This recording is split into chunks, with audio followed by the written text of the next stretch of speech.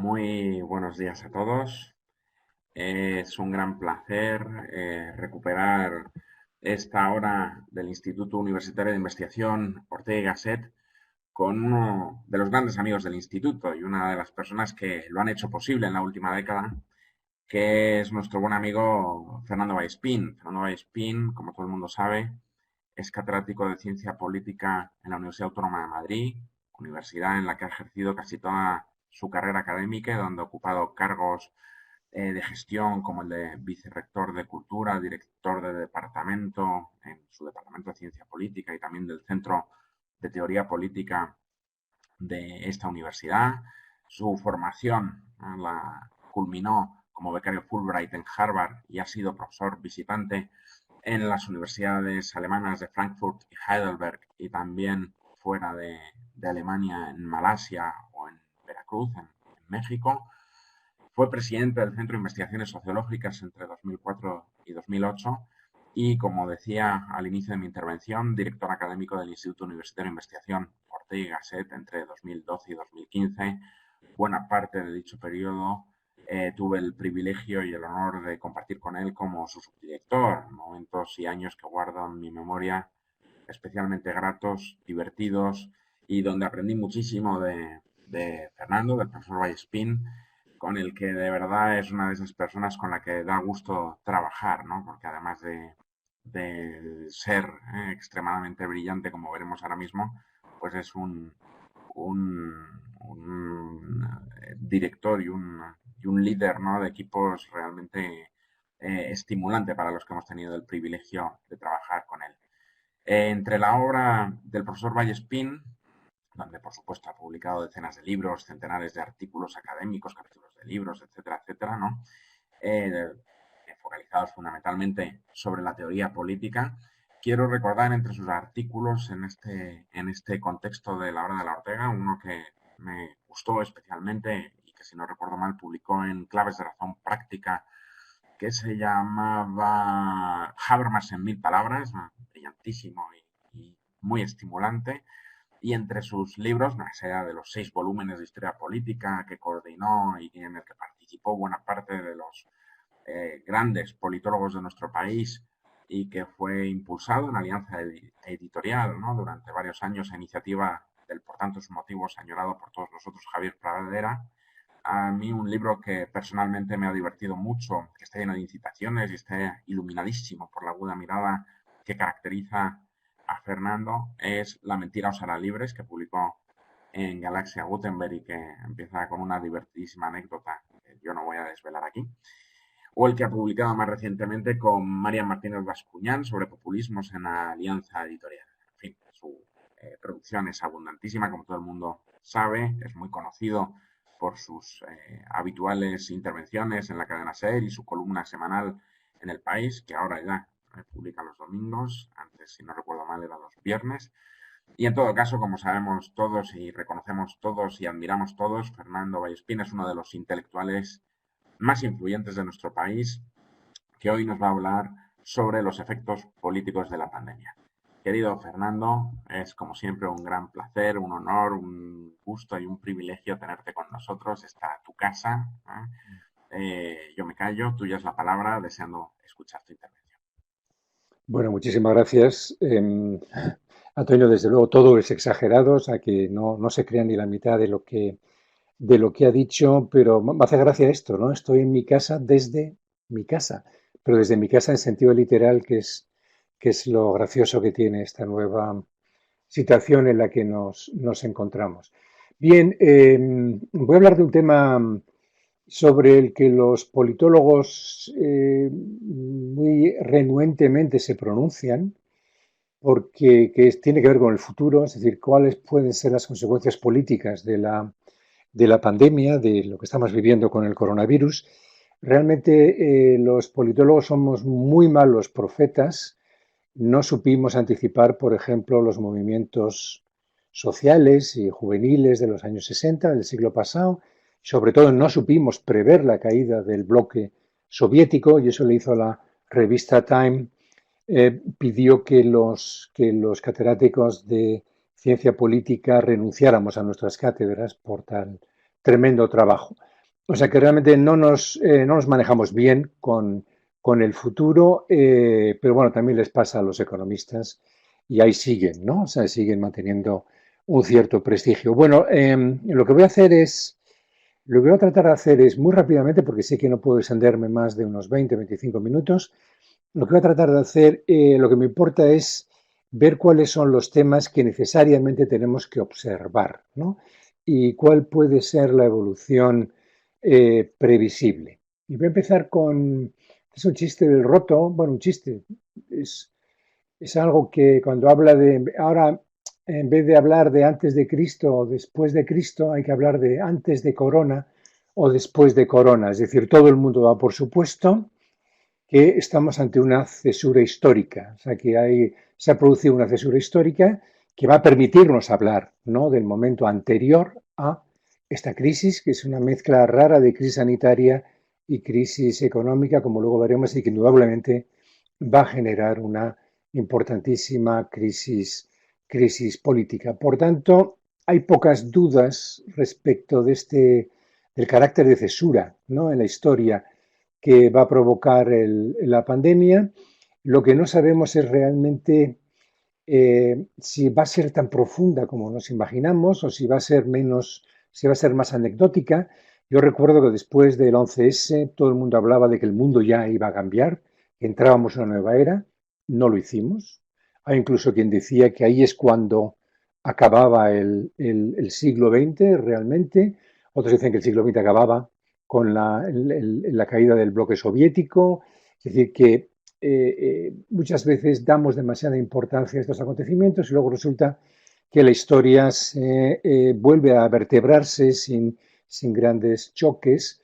También lo vivimos con la crisis económica del año 2008, pero en este caso va a ser una crisis mundial. La crisis económica fue una crisis que afectó fundamentalmente a Europa o algunos países desarrollados, que generó unas enormes turbulencias en los 2, 3 primeros años de la misma, pero que luego después se fue ajustando, aunque en el sur de Europa tuvimos que lidiar con ella durante bastante más tiempo. No sabemos realmente qué es lo que nos espera, pero imaginemos que efectivamente los cambios son importantes. Bueno, ¿cuáles serán estos? Y aquí lo he organizado en 4 bloques, como veremos. El primero es lo que no cabe ninguna duda por la forma en la que se ha reaccionado frente a la crisis sanitaria, es que hay un claro retorno del Estado. Es decir, de repente el Estado ha vuelto a hacer acto de presencia de una manera además verdaderamente espectacular. Se han cerrado en 24 horas, no se han cerrado en las fronteras, incluso dentro de la propia Europa, prácticamente sin comunicárselo a los demás miembros de la comunidad.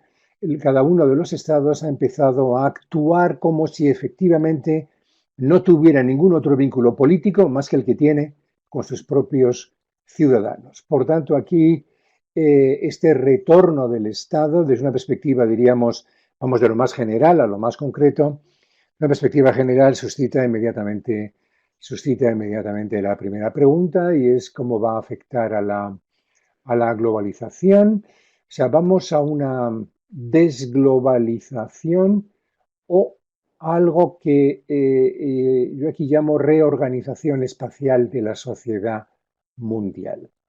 Y aquí esto también lo formulo como si vamos a hacer una nueva regionalización del mundo. ¿Qué significa eso de regionalización del mundo como algo distinto de globalización? Yo creo que hay una lección que nos presenta, que nos presenta la crisis y a la que necesariamente tenemos que atender, ¿no? Y es que yo creo que lo que nos hemos dado cuenta es que, en cierto modo, estábamos, o sea, no podíamos ser tan dependientes de algunas cadenas de suministros para productos que son, primero, absolutamente estratégicos para nuestras principales industrias. Es decir, si uno quiere elaborar un automóvil en Alemania, necesita productos que venían de China. Si China cierra sus fronteras, se impide que Alemania pueda producir en términos normales. Pero, en segundo lugar, y esto es mucho más delicado en este momento de crisis sanitaria, en este caso, que es que dependemos de China, por ejemplo, y de la India, para gran cantidad de medicinas que van a ser imprescindibles para combatir médicamente, digamos, el virus. O sea, es decir, que esto inevitablemente va a producir una relocalización de actividades que habíamos deslocalizado porque, evidentemente, por una razón obvia, y es que nos resultaba infinitamente más barato. Se han hecho ya estudios de cómo pueden elevarse los precios, por ejemplo, de antibióticos, por el mero hecho de tener que producirlos nosotros en vez de producirse en lugares donde la mano de obra es infinitamente más barata, como puede ser los países asiáticos de los que estamos hablando. Pero esto va a afectar a todo. Entonces, de la misma manera en que nosotros pensamos que la agricultura es un bien estratégico, que no podemos depender de importaciones agrícolas y que por tanto hay que proteger la agricultura, pues necesitaremos también proteger muchas de esas cadenas de suministros de todo tipo, que lo lógico es que los concentremos dentro de otra espacialidad, ¿no? Y aquí es donde entra esa nueva regionalización. O sea, lo lógico es que dentro de Europa, no tiene por qué ser en todos y cada uno de los países europeos, se produzcan digamos, aquellas sustancias médicas, por seguir con el ejemplo, que son imprescindibles, sabiendo que, por supuesto, en el momento en que cualquiera de nosotros las necesite, pueda conseguirlas. Por tanto, hay un nuevo cambio de la espacialidad diferente del que venía impulsando la globalización.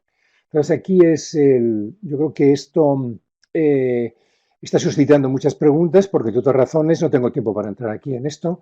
Digamos, una de las víctimas de lo que está ocurriendo puede ser precisamente el propio proceso de unidad europea. Es decir, esta vuelta al Estado lo que viene a significar es que bueno, la Unión Europea no había acabado de desprenderse del todo digamos, de los poderes de los diferentes estados.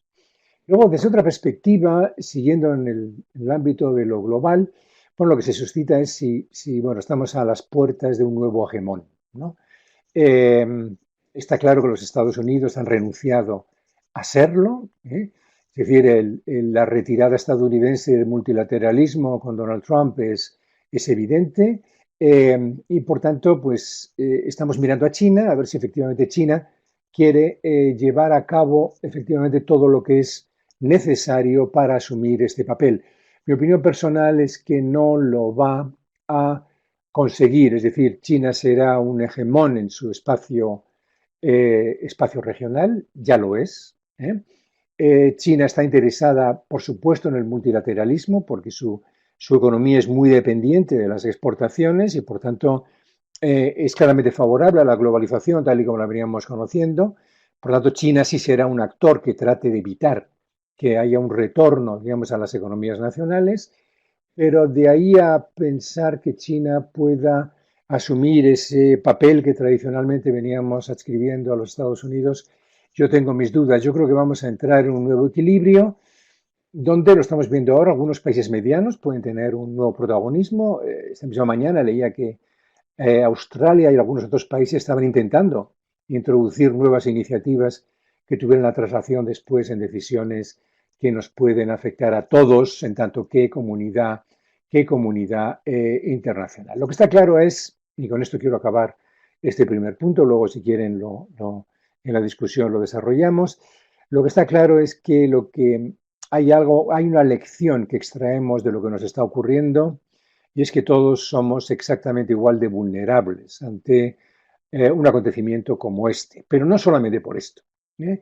Lo estábamos viendo también con el cambio climático, con el problema de la contaminación, fíjense todo el tema este de los microplásticos, etcétera, las migraciones de masa, el terrorismo, es decir, sin criterios de cooperación no podremos superar esa vulnerabilidad mutuamente asegurada, como la llamaban en un artículo relativamente reciente que saqué en el país como consecuencia precisamente de todo esto. Por tanto, aquí sí va a haber cambios muy importantes en la forma en la que se va a reorganizar el poder internacional y lo que no me gusta la palabra, que queda un poco cursi, bueno, la arquitectura de la de la globalización.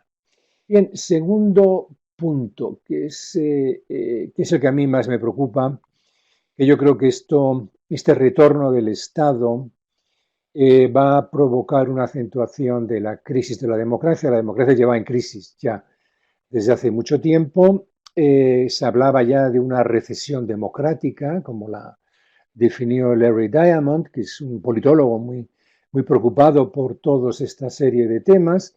Lo que está claro es que estamos ante un momento jovesiano. Los momentos jovesianos suelen ser aquellos momentos en los que, digamos, el miedo es el que, en cierto modo, condiciona nuestra capacidad para la acción. Es cuando se suscita, cuando empieza a jugar ese binomio entre libertad-seguridad. Y cuando nos entra el picor jovesiano es sencillamente cuando estamos dispuestos, en nombre de la seguridad, a renunciar a grandes cotas de libertad, que es lo que, por otra parte, Hobbes pensó que era lo racional, ¿eh? Y que todos nosotros en algún momento hemos llegado a verlo también así cuando nos hemos enfrentado realmente ante un miedo insuperable, ¿eh? Es decir, uno renuncia a cualquier cosa con tal de emanciparse de ese miedo. Y lo que hemos visto es que esto es lo que realmente en este juego entre libertad y seguridad, al final siempre acaba ganando la seguridad, ¿eh? Y lo hemos visto porque para combatir la epidemia se han aplicado en todas partes, ¿eh? Medidas de excepción que están fortaleciendo a los ejecutivos. Esto significa una enorme restricción de derechos precisamente para combatir la pandemia, y aquí lo que nos encontramos muchas veces es que no sabemos hasta qué punto se están vulnerando los propios preceptos que nosotros habíamos diseñado para enfrentarnos a estas situaciones de excepción. Esto me disculpo porque esté tan pegadito. Esto lo que está viniendo maravillosamente bien, lo que ofrece una ventana de oportunidad genial es para reforzar o reafirmar a los regímenes autoritarios.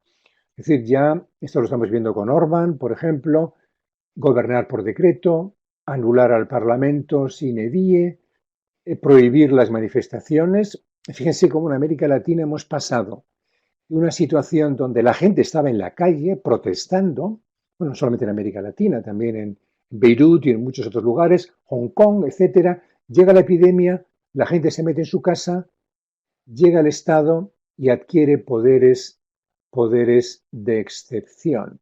Claro, esto les ha venido maravillosamente bien para evitar realmente que se extendieran este tipo de manifestaciones, pero en otros lugares, como por ejemplo en Bolivia, se han pospuesto las elecciones, hay un control de la información, es decir, se está restringiendo la libertad de opinión en teoría para evitar que se transmitan informaciones falsas, las famosas fake news. Esto permite también la persecución de determinados periodistas o cerrar determinadas páginas web. Se están creando presupuestos extraordinarios. ¿Quién controla estos nuevos presupuestos que están creando por estas nuevas necesidades materiales que demanda, digamos, el combate a la pandemia? ¿Alguien está controlando si este dinero que muchas veces se obtiene incluso de mecanismos de ayuda exterior se quedan en los bolsillos de algunos de estos líderes autoritarios? ¿Hasta qué punto no se aprovecha estas nuevas restricciones para combatir a los adversarios políticos o, por el otro lado, para beneficiar digamos, a los propios? O sea que hemos visto que esto lo ha aprovechado, por ejemplo, China para tratar de restringir las libertades en Hong Kong, lo está aprovechando Rusia, de Hungría ya hemos hablado, Serbia ha adoptado las mismas decisiones que había adoptado Orbán, es decir, la anulación del Parlamento y el gobierno por decreto sine die, ¿eh? Aquí ya se sabe que son poderes, el estado de alarma en España, por ejemplo, pues dura 15 días y hay que renovarlo en votación parlamentaria. Y hay luego un tema que es un tema ya casi de ciencia ficción, y es que, bueno, habíamos entrado ya en una especie de estado orwelliano, ¿eh? Es decir, la capacidad que tienen digamos, el control a través de las nuevas tecnologías de los poderes públicos, pero también de los poderes privados, para poder saber dónde estamos, para saber cuáles son nuestras preferencias. Ahora mismo, en un momento como este, donde de lo que se trata es de rastrear los contactos que tienen personas de las que podemos presumir que son portadores del virus, se pueden utilizar también para otra serie de funciones, ¿no? O sea, es decir, ahora mismo esto está dando a los poderes públicos una inmensa capacidad para, subvirtiendo los derechos de protección de datos, poder operar, diríamos, como ese gran hermano orwelliano que tiene, digamos, que tiene la capacidad para poder controlarnos. Ha habido, ¿cuál es la gran transformación? Eh, ¿Cuál es la gran transformación tecnológica que tiene, a mi juicio, las mayores implicaciones políticas? Pues indudablemente yo creo que es digamos, es Internet. Internet tiene unas implicaciones políticas muy importantes para el control de los ciudadanos, entre otras razones, porque Internet permite, a través del rastro que vamos dejando en las redes, nuestro rastro digital, o sea, permite que lo que antes era una caja negra, ¿eh? A la que solamente podíamos tener acceso nosotros, y solamente nosotros conocíamos nuestras preferencias y los demás se enteraban cuando nosotros las exteriorizábamos, bueno, pues eso ha dejado de ser una realidad. Es decir, a través de nuestra huella digital se puede, ¿eh? se puede saber perfectamente cuáles son nuestras preferencias y por tanto se puede actuar sobre nosotros, incitando nuestras pasiones, por ejemplo, presentándonos selectivamente una serie de opciones, obnubilando nuestra capacidad de elección. Es decir, que la capacidad de acción aquí es verdaderamente espeluznante y bueno, ahora mismo todos gustosos estamos dispuestos a que traceen nuestros movimientos para combatir el virus. Indudablemente en los países más democráticos esto es una cosa temporal, o será temporal. Eso nos gusta pensar, claro. Lo que no será temporal, desde luego, es muy probablemente Rusia, muy probablemente China, ya de a poco lo era, etcétera. Es que la gran pregunta aquí es qué se va a hacer después con estos datos o cuánto de lo que ahora se presenta como medidas excepcionales seguirán permaneciendo. Por tanto, la incertidumbre sanitaria se transforma también en una incertidumbre política. Y sobre todo, digamos que son malos tiempos para la democracia porque hemos renunciado, en nombre de la protección sanitaria, estamos renunciando a grandes dosis de libertad para empezar. Hemos estado confinados, ¿no? Que es una manera, diríamos, de decir, hemos sido, nos han apresado, ¿eh? Hay que decir las palabras en su significado real. Bien, esto nos conduce a una tercera dimensión que yo creo que podríamos llamar de pues eso, la recomposición de las prioridades políticas. He encontrado un mejor título. Yo creo que hemos tomado conciencia de muchas cosas dentro de nuestro confinamiento a la vista de lo que estaba ocurriendo, no solamente en nuestro país, sino en el mundo en general. De lo primero, lo que hemos tomado conciencia es, bueno, la importancia de los bienes públicos frente al mercado. Es decir, vivíamos en un mundo donde lo que importaba es la autonomía de decisión del sujeto como consumidor, ¿eh? Y lo que nos damos cuenta es la importancia que tienen los valores comunitarios o comunitarios en el sentido de los valores donde lo que predomina es el bienestar de todos frente al bienestar exclusivamente de unos pocos. Esto lo que es, de la misma manera que nosotros estamos siempre previendo la posibilidad de una guerra, o sea, una generación, bueno, la mía es la primera, yo creo que no haya vivido alguna guerra, ¿eh? Eh, eh, e invertíamos enormes cantidades de recursos digamos, en armamento costosísimo, que luego después pues bueno, iba degenerando y obligaba a una renovación permanente. Nosotros, sin embargo, no hacíamos lo mismo con servicios sanitarios, por poner un ejemplo. O sea, nosotros no comprábamos ambulancias para el caso de que ocurriera una urgencia como esta, en la que nos vimos, por ejemplo, afectados en Madrid hace poco más de mes y medio. Yo vivo muy cerca de la Castellana, prácticamente pegado a la Castellana.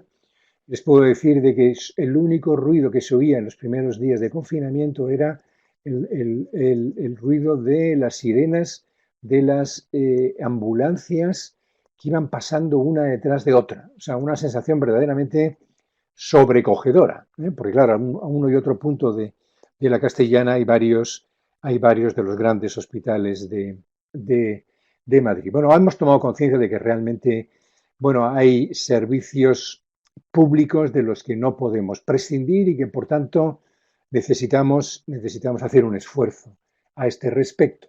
Esto obligará a reformar la estructura del Estado. También necesitamos saber cómo podemos ser más eficaces.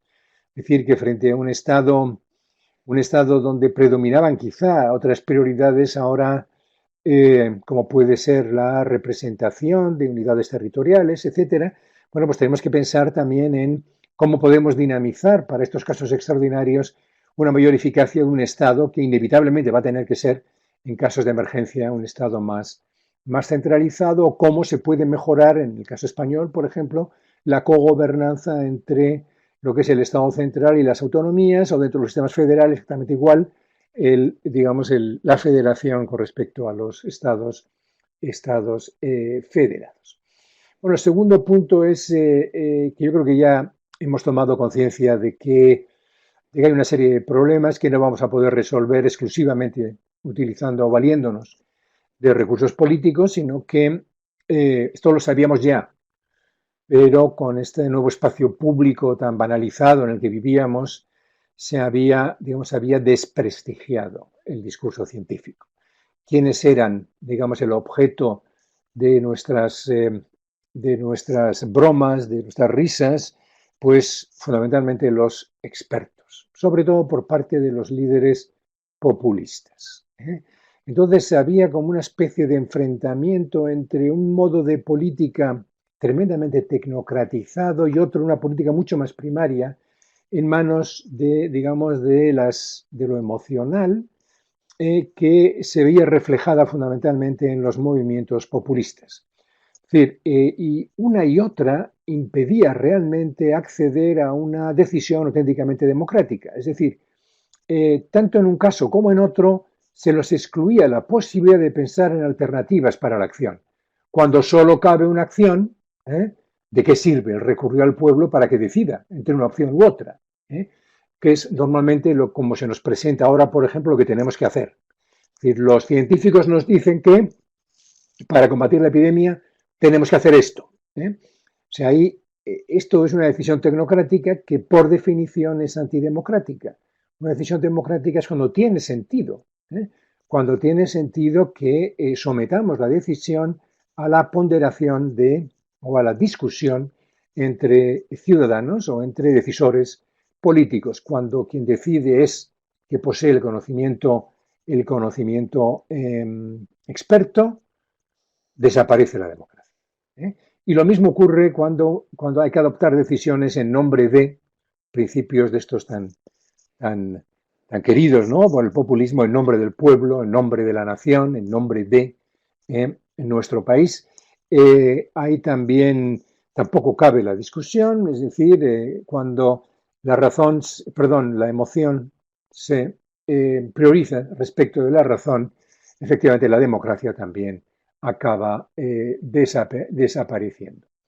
Bueno, por tanto, en esa disputa entre tecnocracia o emocionalidad, yo creo que vamos a acabar yendo a una vía media, y los problemas que podemos anticipar son de una gravedad tal que no vamos a querer ponerlos exclusivamente en manos de los Donald Trumps, aunque saldrá un otro. Imagínense el espectáculo que están dando Bolsonaro o Donald Trump, por poner dos ejemplos, pero tampoco vamos a querer que lo decidan los expertos porque, como luego veremos, la ciencia tampoco lo sabe todo, ¿eh? También hay discusión entre los científicos, con lo cual vamos a tener que buscar un punto medio entre tecnocracia y populismo. Lo que está claro es que vamos a redescubrir la nueva centralidad del mundo virtual. Fíjense qué paradoja más fascinante. Por un lado, hemos apreciado otra vez la importancia de lo espacial, de lo territorial. Cuando apareció la globalización, todo el mundo hablaba del fin de la geografía.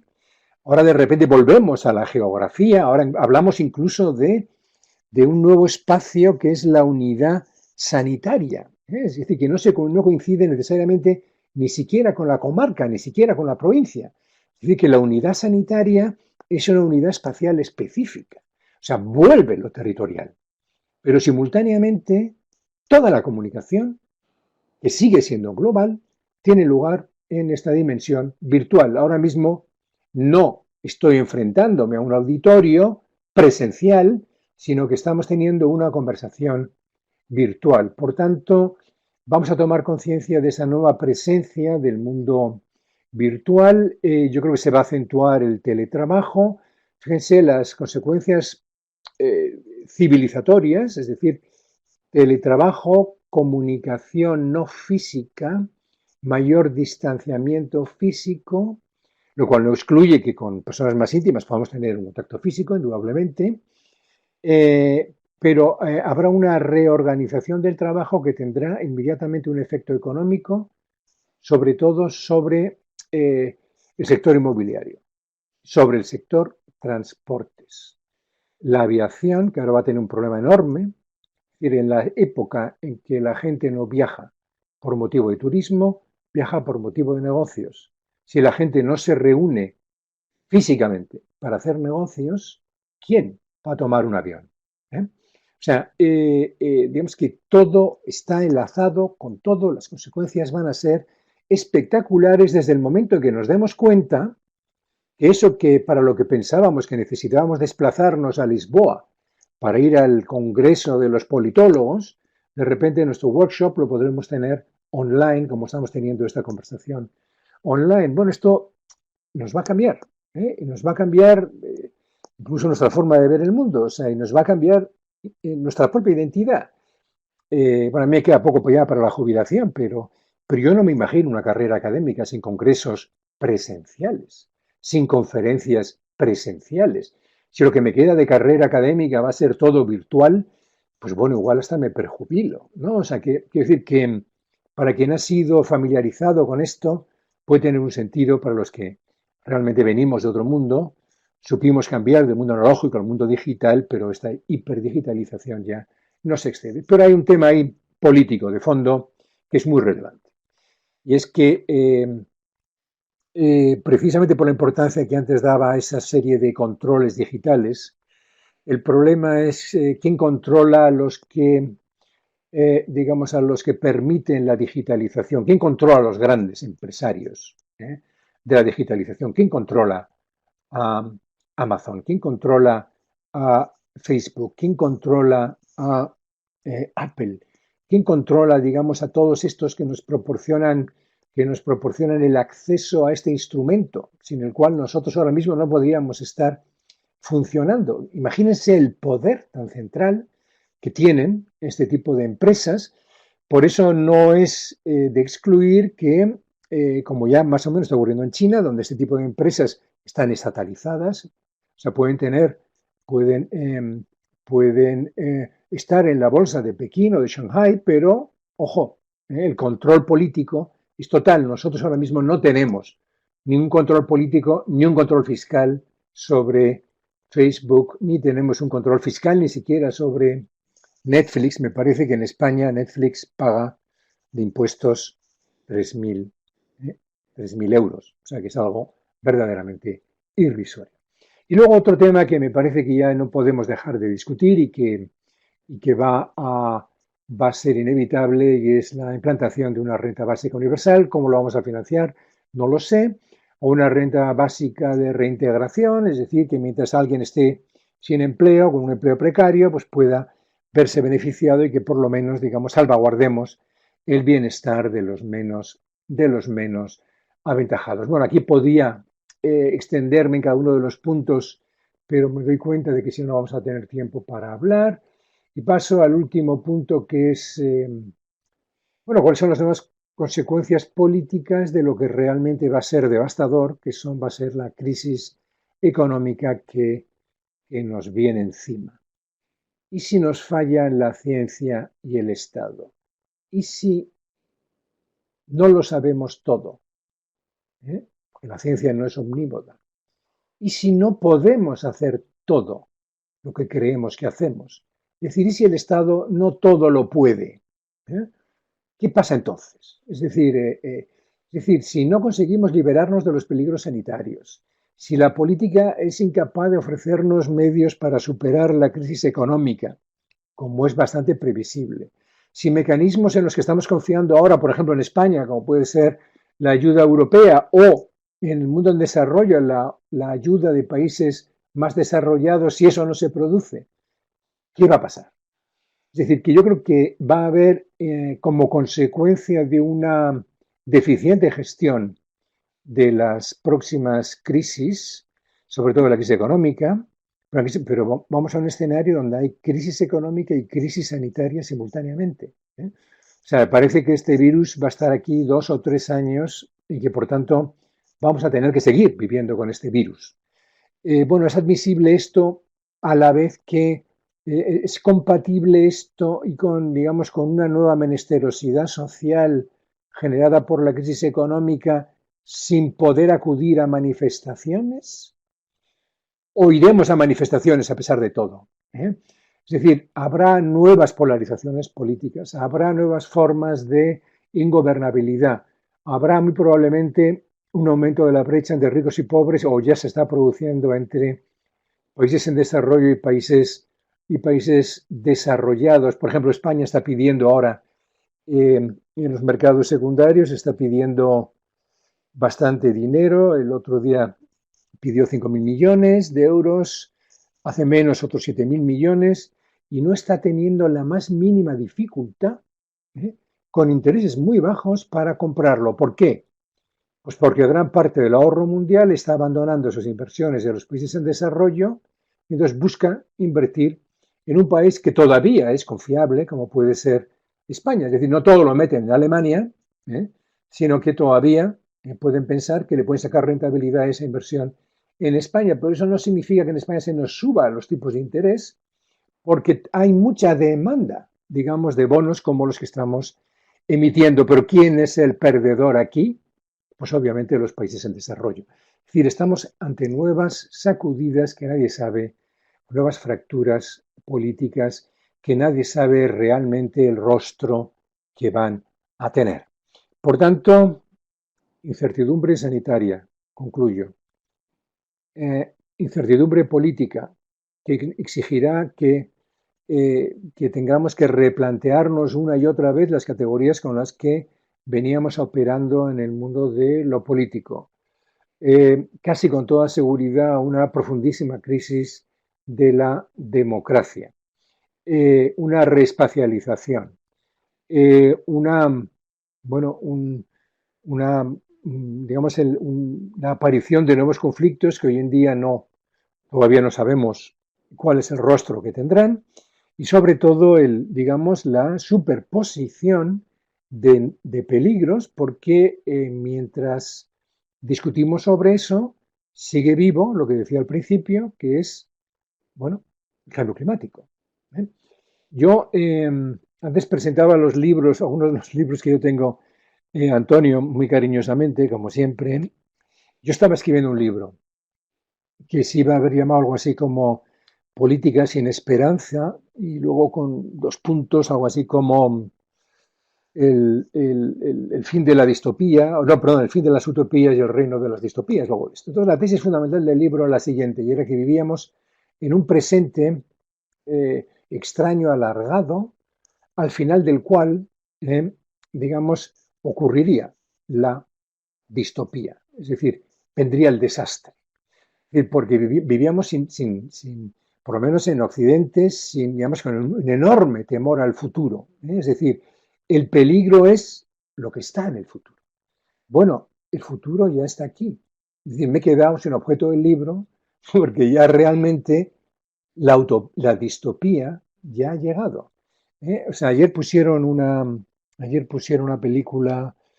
eh, una película muy interesante que es esta de, ¿cómo se llamaba?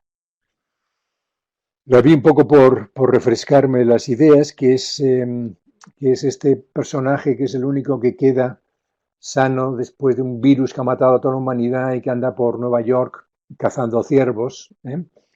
Eh, ¿Cómo se llama? Bueno, ya uno de vosotros luego después caerá en el título, mientras el resto está oculto, ¿no? Y son como prácticamente convertidos en zombies. Bueno, ahora estamos viendo, el otro día me mandaron un vídeo de mi campus, de la Autónoma de Madrid, que está siendo invadido poco a poco por jabalíes, ¿no? Que estaban en un bosquecito cercano y que ahora ya se atreven a pastar por nuestro césped.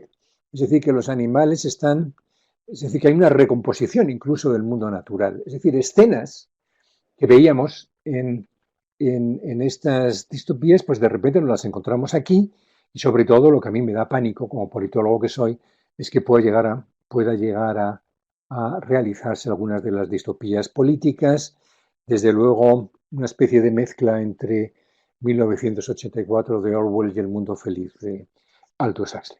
Bueno, muchísimas gracias. Muchísimas gracias, Fernando. Bueno, como se nos está echando los últimos minutos encima para disfrutar del Soy debate y de leyenda, las eso sí que lo dice. preguntas Sí. que están, que están efectivamente planteando nuestros participantes en esta webinar, que efectivamente apuntan el nombre de la película, Soy leyenda. Yo me acordaba también del título del libro a propósito de eso de la geografía que has señalado antes, del libro ese magnífico de Kaplan que editó Galaxia Gutenberg hace unos años, que se llama La venganza de la geografía y que apuntaba a ese tipo O El de mundo reflexiones. sin nosotros también es un O El libro mundo sin fantástico. nosotros, efectivamente, dos libros fascinantes, ¿no? Que han aparecido en los últimos años. Y yo, si te parece, dado que hay muchas preguntas, las voy a agrupar por intervinientes, porque hay varias personas que han planteado varias preguntas. Así que voy a empezar por orden. Pedro ha planteado una serie de preguntas.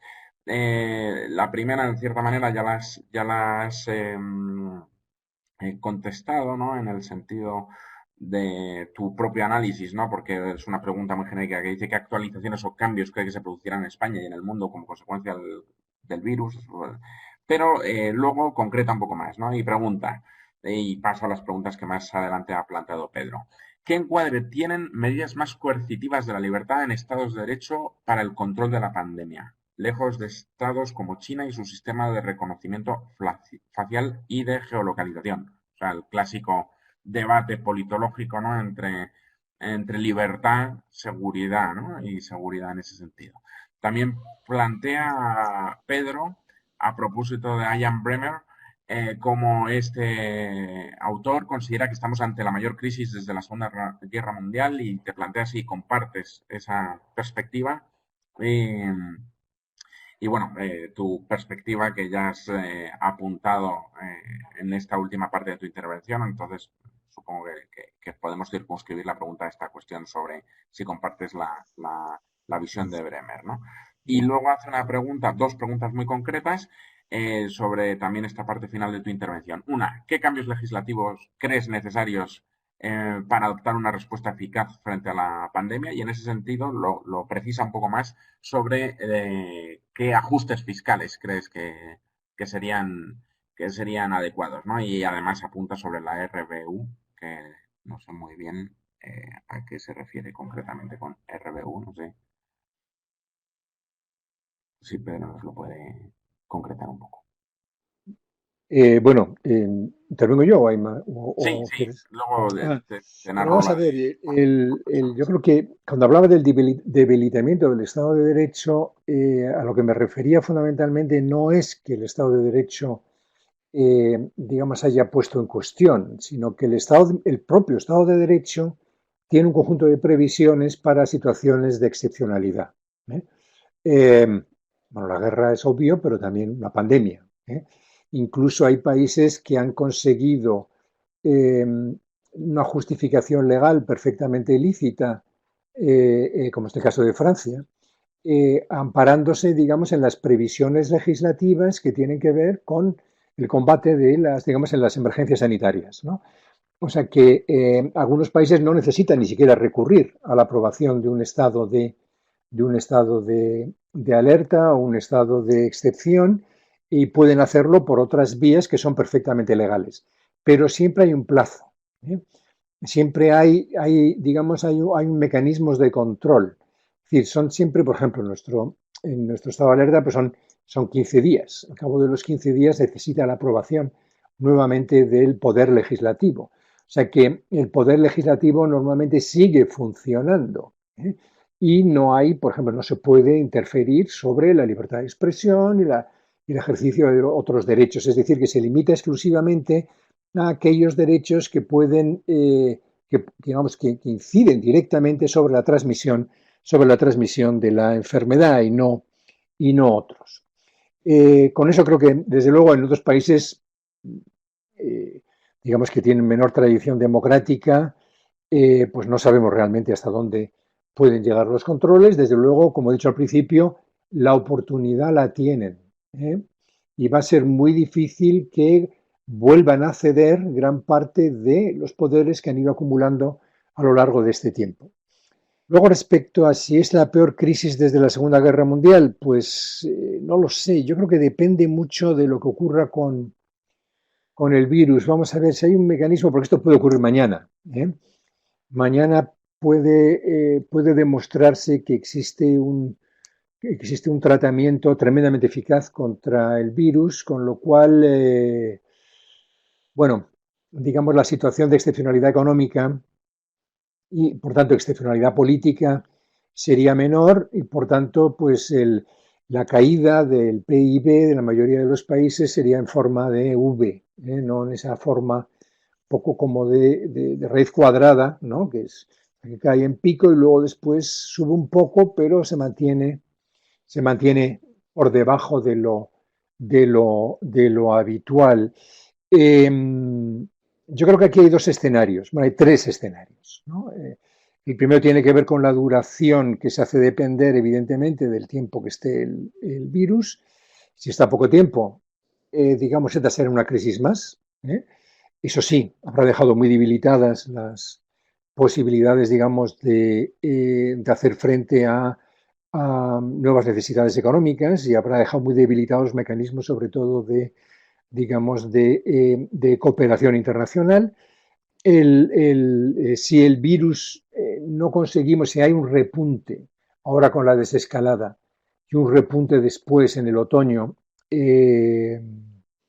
o si afecta muy directamente, por ejemplo, en el invierno austral, ¿no? Porque claro, esto puede ser, puede tener mayor incidencia a medida que baje la temperatura, porque no sabemos exactamente cómo se combina con la temperatura ambiente, es decir, si en el sur, por ejemplo, de América Latina pega con más fuerza, o en el sur de África o en Oceanía, en nuestro verano europeo, es decir, en su invierno, pues realmente la situación, es decir, no vamos ya a una solución a corto plazo, sino en todo caso a medio plazo, si no hay, es decir, el tercer escenario es el más dramático de todos, y es que efectivamente no haya una vacuna, hasta por lo menos una vacuna eficaz, con posibilidad de ser trasladada a todos los lugares del mundo hasta como mínimo pues en torno a los 2 años. Entonces la situación sí puede ser auténticamente crítica y sí estaríamos ante esa situación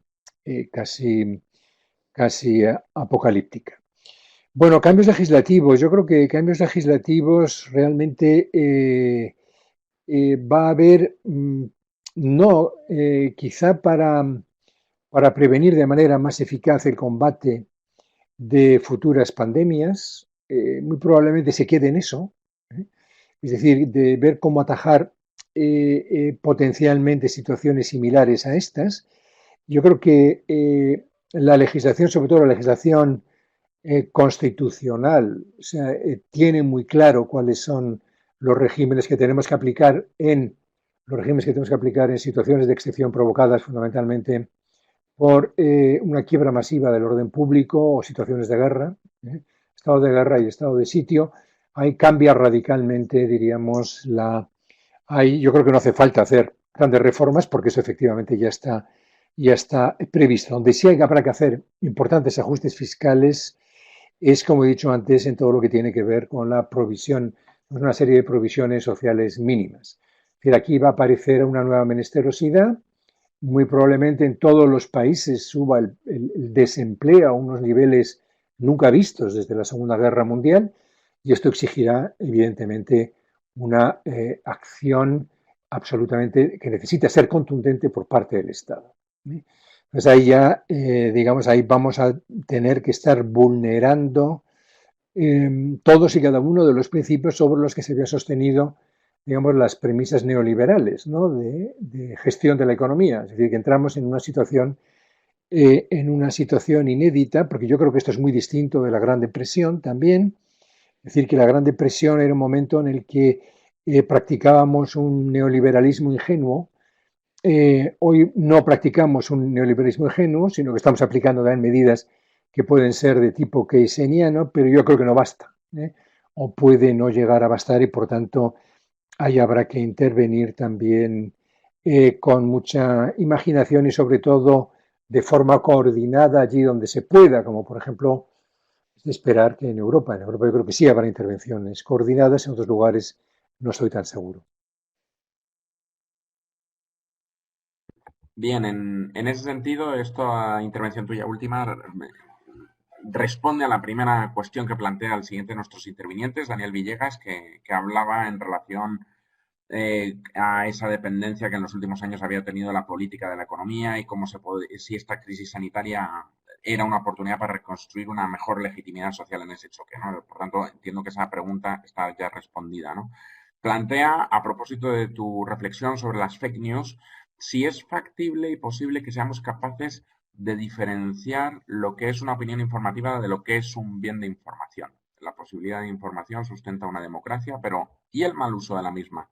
¿O el exceso de opiniones? ¿Puede ser una contrapartida para el mejoramiento de una democracia? Pregunta Daniel, que es un joven filósofo de nuestro instituto. Ese será la primera de sus dos preguntas y luego la segunda de sus dos preguntas tiene que ver con la ciencia, ¿no? Y sobre la interdisciplinaridad, si es una posible solución frente a lo acontecido, ¿no? Y salirnos un poco de esa idea de la hiperespecialización más tecnocrática. Esas son las dos preguntas. Bueno, las dos son preguntas fascinantes, ¿no? ¿Vosotros acabáis siempre en punto o se puede seguir? Lo digo para... Podemos seguir un poquito, pero Bueno, vamos a intentar vale, no vale, vale. extraernos Sí, demasiado. no, vamos a ver, el tema de fake news y restricciones a la libertad de expresión, yo creo que hay... Este es un tema muy esquivo, ¿no? Como es sabido, aquí hay, en nombre, diríamos, de los límites de la libertad de expresión, pues se han hecho, digamos, se coarta enormemente la libertad de expresión, ¿no?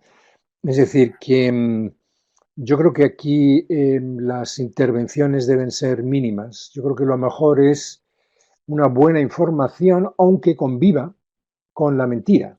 Es preferible a no un supuesto control de las mentiras que permite al poderoso, tenido por el poderoso los poderes públicos, pero también a los poderes económicos, es decir, a los titulares de la mayoría de los medios de comunicación, páginas web, etcétera, que les permite, diríamos, decidir qué es lo que a ellos no les interesa que se sepa. Entonces yo creo que ahí es, lo que yo creo que sí es importante es evitar interferencias de, pues que sea de hackers rusos, ¿no? O de interferencias de potencias extranjeras, tratar de evitarlas en lo posible, pero atención, yo creo que, que la libertad se defiende a sí misma también, ¿no? Y digamos que no nos preocupemos de la verdad que la libertad eh, se ocupa de sí misma o se sabe defender por sí misma, es lo que se suele decir Richard Rorty. Yo creo que esto vale para este tipo de problemas. Y luego lo de la ciencia, claro, nosotros pensamos que la ciencia es la verdad, ¿no? O sea, la ciencia son verdades provisionales, ¿no?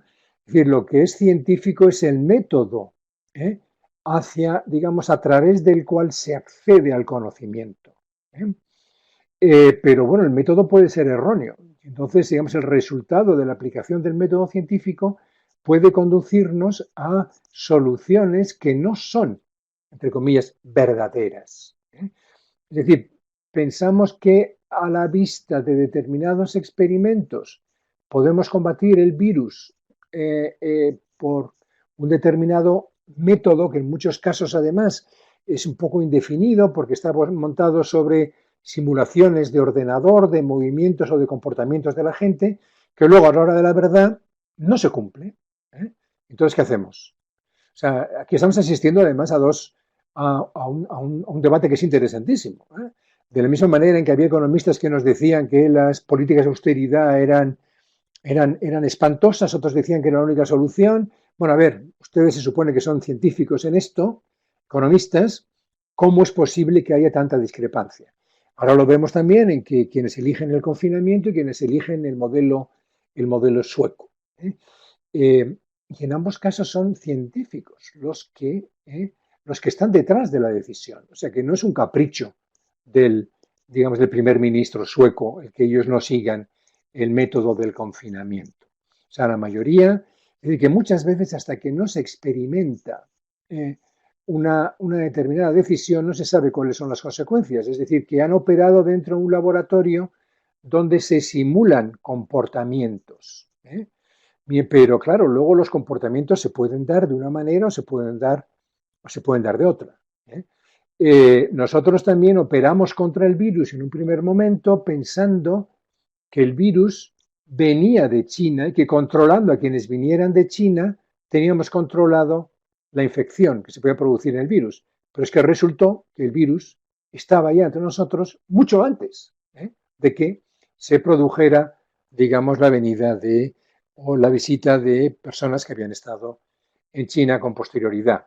O sea que la ciencia siempre opera sobre el principio de refutación de supuestas verdades, es decir, que la verdad siempre es provisional. O sea, entonces ahí me parece que esto es muy importante que lo tengamos en cuenta. Así que, y esto es lo que, por un lado, debilita el prestigio de la ciencia, pero por otra parte, digamos, ahí reside su grandeza. Es decir, que digamos, que ellos no nos engañan. Ellos dicen, en todo este conjunto de estudios, siempre que aplicábamos esta sustancia, obteníamos X resultados. Cuando aplicábamos esta otra sustancia, teníamos Y resultados. Y luego después el decisor político dice, anda, pues X parece que es más eficaz que Y, pues apliquemos X. Y luego, pues igual en algunos sitios funciona y en otros funciona menos. Pero es el único método. Es decir, el único método que tenemos es precisamente ese. Por eso digo que, con independencia de cuál sea el éxito final de la ciencia, lo importante es que apliquemos metodología científica para combatir este virus. Acuérdense de algo que me parece que es maravilloso. Yo tengo algunas cosas que guardo, ¿no? Sobre todo de declaraciones de algunos personajes, ¿no? Hay quien dice que no se deben cerrar las iglesias o las mezquitas, porque Dios nunca puede penalizar de esa manera a los creyentes. Bueno, pues las iglesias y las mezquitas resulta que han sido los grandes focos de infección masiva en todos y cada uno de los países del mundo. Precisamente en Irán, porque no lo hicieron, fue como se pudo extender a través de fiestas religiosas de tal manera la enfermedad. Es decir, ahí es donde nosotros también, digamos, por una cierta debilidad no sé cómo llamarlo, ¿no? Debilidad de convicción política, pues, digamos, el gobierno igual no se atrevió a prohibir en un determinado momento la famosa manifestación de la mujer, ¿no? Donde seguramente hubo una enorme cantidad de contagios. Como tampoco se atrevió a prohibir antes de tiempo, pues, la celebración de partidos de fútbol. O sea, es decir, el decisor democrático, aunque tenga la información científica, muchas veces no se atreve a aplicar lo que sería el resultado lógico de dicha aplicación, o la consecuencia lógica de dicha aplicación. Pero yo creo que estamos aprendiendo mucho con esta pandemia y por tanto que la próxima vez nos pillará ya más alertas. Fascinante el análisis. En este sentido, y enlazando también con un análisis que has hecho en tu intervención, Diego Crescente, pregunta sobre la situación internacional, ¿no? Y pregunta que si ante el aislacionismo de los Estados Unidos y tal y como tú has planteado, en lugar de ser aprovechado por China para convertirse en el hegemón, esa ausencia de uno o varios actores puede suponer un equilibrio de fuerzas. Supongo que también esto está enlazado con la determinada crisis, ¿no?, que estamos viendo en determinados organismos multinacionales, o el cuestionamiento, no solo de la Unión Europea, nos viene a todos a la cabeza, ¿no?, sino también el cuestionamiento que se ha hecho, por ejemplo, de la Organización Mundial de la Salud por el presidente norteamericano, Mm. y pregunta en ese sentido si podría ser ocupado ese espacio por entes paraestatales como multinacionales u otro tipo de entidades. ¿Qué opinas? Hombre, cuanto más se debilite el Estado, mayor poder tendrán estas grandes corporaciones, ¿no? O sea, hay quien decía que en el mundo de la globalización las corporaciones, hasta que la globalización una especie de nueva Edad Media, ¿no? Donde la aristocracia eran las grandes corporaciones, las grandes empresas, las multinacionales, ¿no? Pero bueno, ahora estamos ante una situación donde los estados se están fortaleciendo y por tanto eso es una mala noticia para las grandes empresas. Es decir, los estados pueden ponerse de acuerdo en establecer condiciones a las grandes corporaciones. Por ejemplo, las grandes empresas farmacéuticas, que pueden desear vendernos a precio de oro la fórmula mágica que nos permita una vacuna frente a esto, pues muy probablemente se expropie. Es decir, bueno, Angela Merkel ya lo ha dicho. Es decir, si nosotros tenemos la vacuna, nosotros la trasladaremos al mundo. Me imagino que algo cobrarán, pero que no van a hacer negocio a través de la vacuna. O sea, que digamos que ahí va a haber hay una competencia. Lo que no creo es que manden organizaciones transnacionales. Es decir, que no se va a producir digamos, una vuelta a algo así como un orden de Naciones Unidas, etcétera. Yo creo que estamos muy lejos de eso.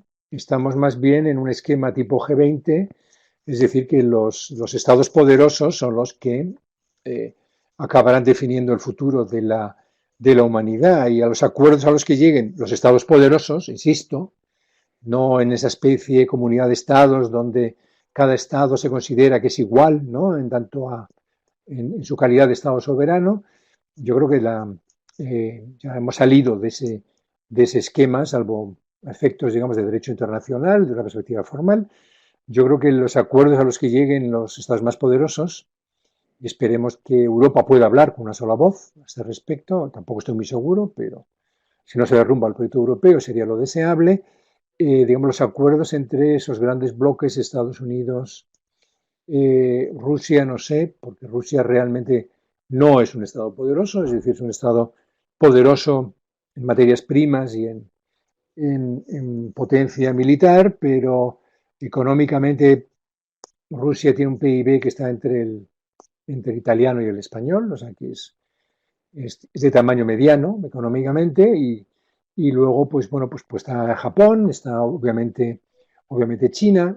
Entre ellos se decidirá el futuro del mundo, y luego pues bueno, vamos a esperar que después de Trump haya un presidente estadounidense que quiera volver a jugar por lo menos esa confianza que los Estados Unidos tenían en el multilateralismo, ¿no? Tradicionalmente, no querer encerrarse sobre sí mismos, que es realmente algo a lo que aspira Donald Trump. Yo creo que eso es imposible y que realmente no se va a poder hacer.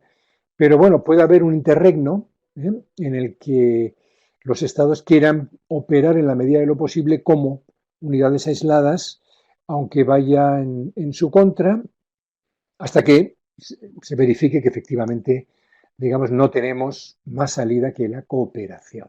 Entonces, esa vulnerabilidad mutuamente asegurada de la que hablaba antes es la que nos conducirá a tener que pactar. Es que lo dice el propio Hobbes. Es decir, eh, ¿por qué se produce el contrato social? ¿No? Porque todos nos damos cuenta que estamos igual de amenazados en nuestra seguridad.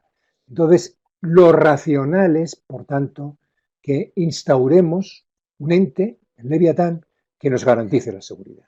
Si todos estamos amenazados en nuestro bienestar por aislarnos, por no cooperar, acabará imponiéndose, diríamos, la visión racional, que es la de la cooperación siempre es mejor que la no cooperación, o por lo menos permite obtener una rentabilidad muy superior al intentar ir cada uno por nuestra propia cuenta.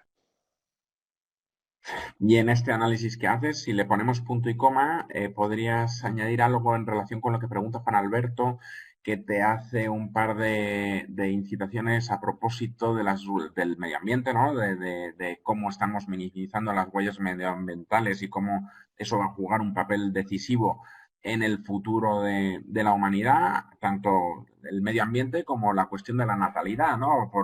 Tanto las políticas de control, dado que la demografía efectivamente no ha hecho sino crecer en los últimos años, y en ese sentido también si podríamos hacer algún tipo de reflexión sobre qué tipo de papel puede jugar la inteligencia artificial tanto en medio ambiente como en la cuestión de la natalidad, que eso ya es entrar un poco efectivamente Sí, en un bueno, la inteligencia escenario por un artificial ya millón. está jugando un papel muy relevante en todo, aunque yo creo que ahora se le pondrá límites, ¿no? Porque la inteligencia artificial claramente es muy probable que restrinja digamos, el empleo, ¿no? O sea, es decir, desde el momento en que una máquina puede hacer la labor del 75% de los abogados de un bufete, fíjense, ¿eh? Esto es una de las cosas que se planifica, por ejemplo, ¿no? Desde el momento en que una máquina puede hacer la labor de, sabe Dios cuántas otras unidades que ahora mismo son necesarias, unidades de trabajo humano, ¿no?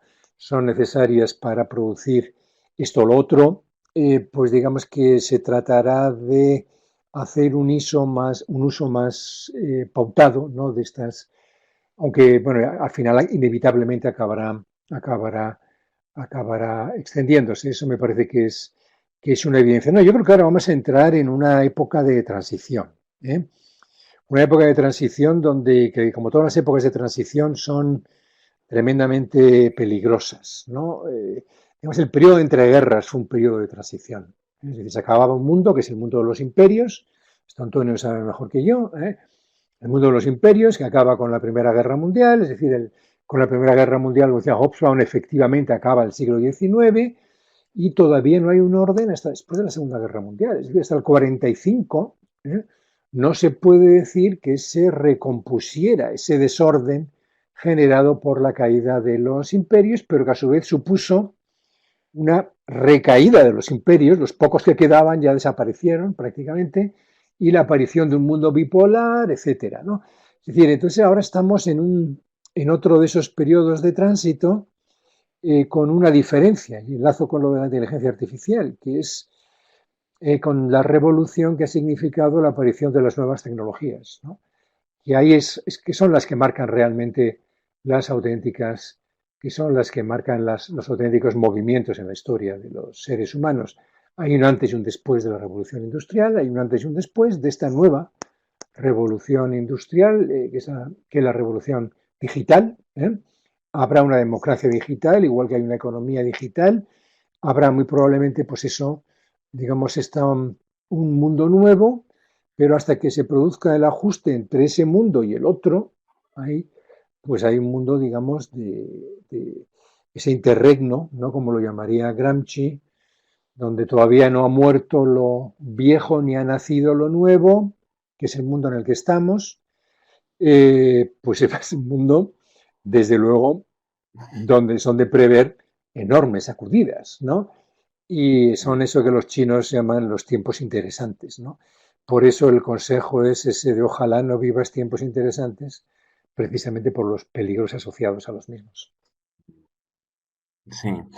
Bueno, estamos terminando ya. En cierta manera has respondido a las preguntas de Luis Cuervo sobre la Unión Europea y también a José Villamil sobre la disputa entre Estados Unidos y China en el escenario económico. Así que si te parece, vamos a terminar con las preguntas y te planteo las dos conjuntamente para terminar, que hacen José María Pajón y Domingo Medina. Domingo Medina pregunta y dice, a ver ver, que se me ha movido, perdón. Entre las visiones más pesimistas que apuntan hacia medidas de mayor control social, como después del 11S, y otras más optimistas, como las de CICEC, hacia dónde apuntan las tendencias, o sea, es una consideración general.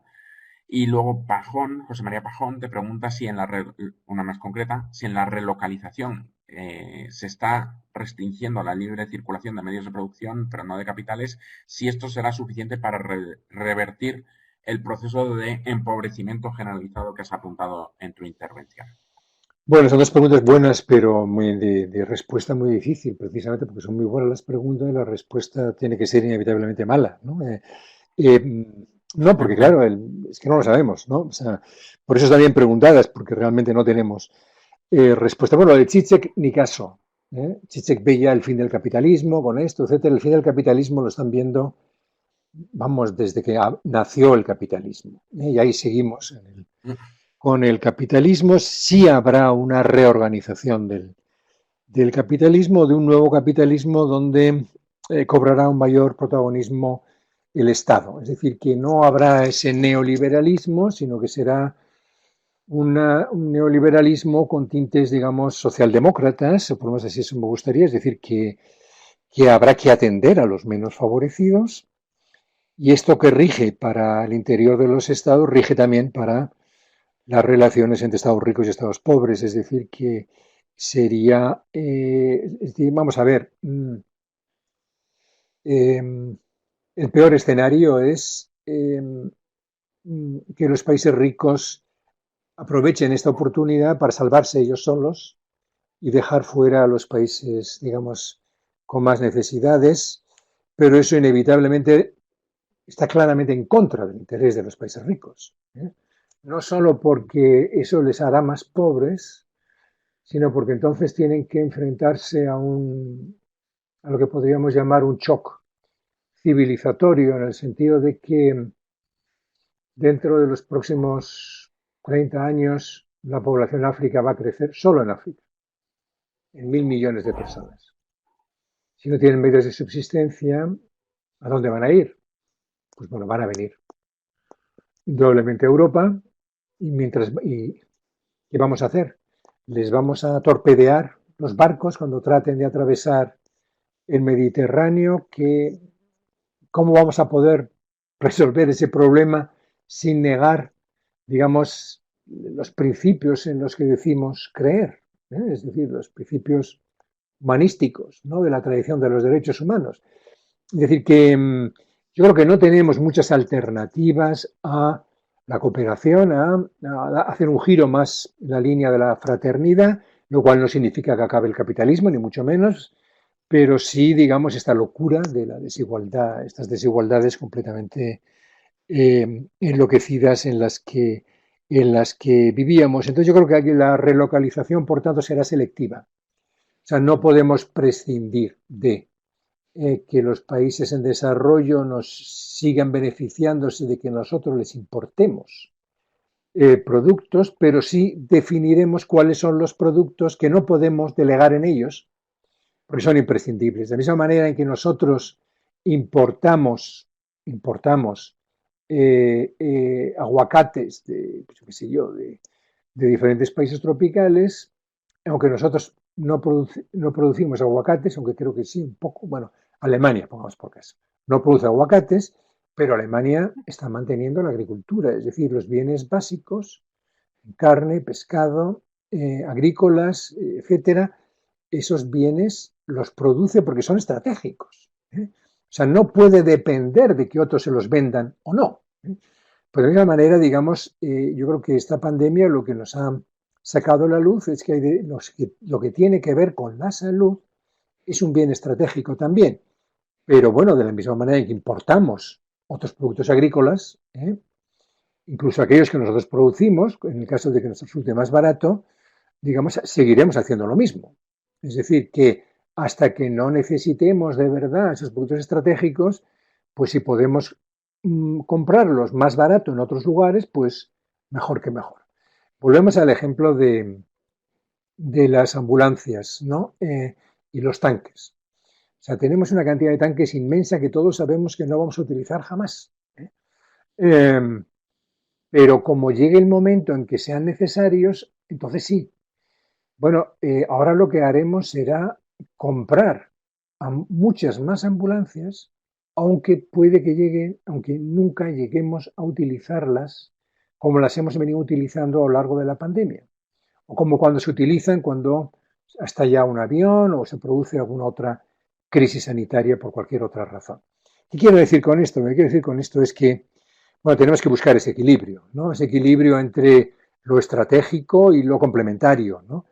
Es decir, que nuestras economías tienen que seguir complementándose dentro de este esquema que hemos creado a través de la globalización económica. Es decir, en eso no podemos ir marcha atrás porque todos salimos perdiendo, pero eso no significa que no relocalicemos lo que consideramos que son industrias o, digamos, o sobre todo, digamos, productos de primera necesidad en caso de pandemia o en situación, diríamos, de crisis internacional, ¿no? O sea que no podemos depender, por decirlo a las claras, no podemos depender de China o de la India para que nos transmitan o nos provean vamos, de respiradores, hasta de mascarillas, ¿no? O de sustancias químicas necesarias para la elaboración de vacunas. Es que no puede ser. Y además es de sentido común que no sea. ¿Eh? Eh, Porque luego además nos quejamos de que nos las venden muy caras y nos las venden deficitarias, etcétera. O sea que en eso yo creo que hemos aprendido algo. Ahora, mi opinión, yo que suelo ser bastante pesimista, y Antonio me conoce, en este caso no lo soy tanto. ¿Eh? Yo creo que yo creo que acabaremos, es decir, que habrá un periodo de 1, 2, 3 años muy duros, pero bueno, que saldremos adelante y que además cuando salgamos adelante el PIB, que habrá caído muchísimo, pues pegará un subidón hacia arriba también importante, que yo creo que las transformaciones van a ser más bien, digamos, temo menos a la economía de lo que temo, digamos, a las posibles restricciones democráticas, sinceramente. Hay que pensar que durante la anterior crisis económica, España recuperó en el 2018 el PIB que tuvo en el 2008. ¿Eh? O sea que perdimos una década, exactamente. Yo no creo que ahora ningún país europeo, al menos, va a perder una década en su PIB, ¿eh? Sino que se acabarán rehaciendo, porque en el fondo lo que está ocurriendo es que se ha paralizado la economía. Entonces, pues bueno, si efectivamente si obtenemos ayudas públicas, lo podremos conseguir. Por tanto, eh, tampoco imaginemos que vamos a un nuevo mundo. ¿Eh? Vamos a un mundo que se parecerá muchísimo a este, solo que digamos, intentando resolver algunas digamos, de las incertidumbres, de los riesgos que teníamos en este y que esta pandemia nos ha ayudado a observar. Y uno de esos riesgos es precisamente el disparate de la distribución de recursos, el poder inmenso que está en manos de quienes controlan, pues bueno, el mundo de la digitalización. Es decir, que había que tomar también, había que aprender algo de todo esto, la necesariedad de velar digamos, la renta básica universal, no sé si será esa la formulación, una renta básica de reinserción, yo creo que va a ser algo prácticamente inevitable. Es decir, que yo creo que vamos a aprender o nos va a permitir acelerar en nuestra comprensión de que hay que adoptar una serie de medidas porque somos mucho más vulnerables de lo que realmente habíamos pensado y que esa vulnerabilidad además la iremos arrastrando en el futuro, y aquí enlazo con el tema otra vez del cambio climático, porque nuestra mayor vulnerabilidad en el fondo es, digamos, que no seamos capaces de mantener el equilibrio ecológico dentro del globo, y de eso sí que no nos podemos recuperar, ¿no? En el caso de que llegue. Pues muchísimas gracias, Tomás. Yo creo que este es un colofón estupendo para esta magnífica obra de la Ortega Gasset, con esta apelación a ese nuevo reequilibrio socioeconómico, esa apelación esperanzada que haces del futuro, en lo económico y un poco más preocupante en lo politológico, ¿no? Con esas amenazas que todos y que tú tan certeramente has diseccionado desde un punto de vista de las amenazas a la democracia, nos conforta y nos guía, ¿no? En esta reflexión como referente socialdemócrata que eres para muchos de nosotros, ¿no? Este análisis y esta clarividencia que siempre muestras. Y en este sentido, pues no solo es una referencia para toda esa corriente de pensamiento y el pensamiento y los intelectuales y el modo de entender el mundo en este inicio del siglo XXI, sino para el propio Instituto Ortega y Gasset, donde tú eres consustancial ya a su historia, a su conformación, a sus programas, que buena parte de ellos los has diseñado tú mismo, los de gobierno, los de comunicación, los de alta Claro. dirección pública, y por tanto nos da mucho gusto y es un auténtico privilegio tenerte, como siempre, en la médula de la casa y del ADN social liberal que lo inspira. El A todos placer. ustedes, a Fernando, nuestra infinita gratitud, como Gracias a siempre. vosotros y espero que la próxima vez sea presencial, ¿no? Aunque Sí, solo sea esperemos para que sí. podernos tomar unas cañas después, ¿eh? Sí, sí, Y tenemos que recuperar nuestro espacio recuperar, digamos, las compartido, buenas tradiciones. Gracias. sin lugar a dudas. Y a todos ustedes, gracias por su asistencia también y les convino mañana a participar de nuevo en la hora del Instituto Universitario de Investigación Ortega y Gasset. Contaremos con Germán Ríos, el profesor del Instituto de Empresa y director del Observatorio de América Latina de esta institución, que nos hablará de impactos económicos de la pandemia en América Latina. Muchísimas gracias a todos, muchísimas gracias Fernando y hasta mañana. No.